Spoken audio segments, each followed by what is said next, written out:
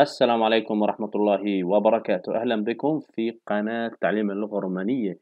هذه القناة فقط لتعليم اللغة الرومانية، واليوم راح نعمل الدرس الأول اللي هو أساسيات تعليم اللغة الرومانية، اللي هي أول شيء لازم نعرف الحروف الهجائية حتى نتمكن من قراءة الكلمات بالشكل الصحيح. أنا في هذا الفيديو جمعت لكم اللي هي الحروف الهجائية مع التكرار.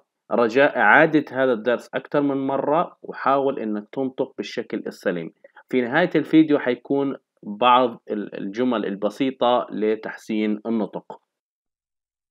A A A O O O U U U B B B K K K D D D E E E F F F G G G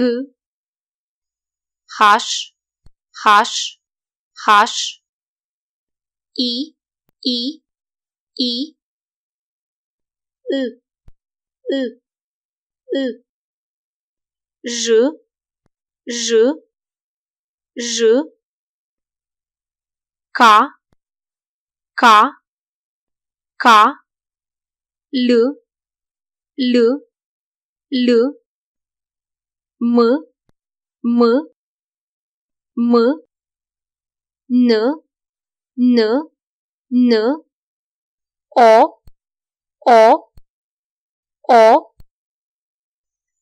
P P P Q Q Q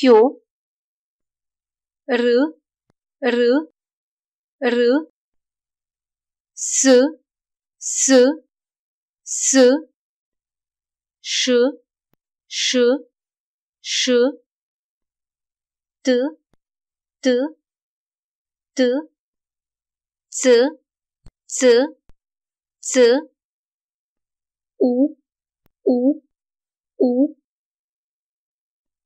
V V V W W W X X X Y Y Y Z Z Z. Mă numesc Maria. M A R I A. Mă numesc Max. M A X.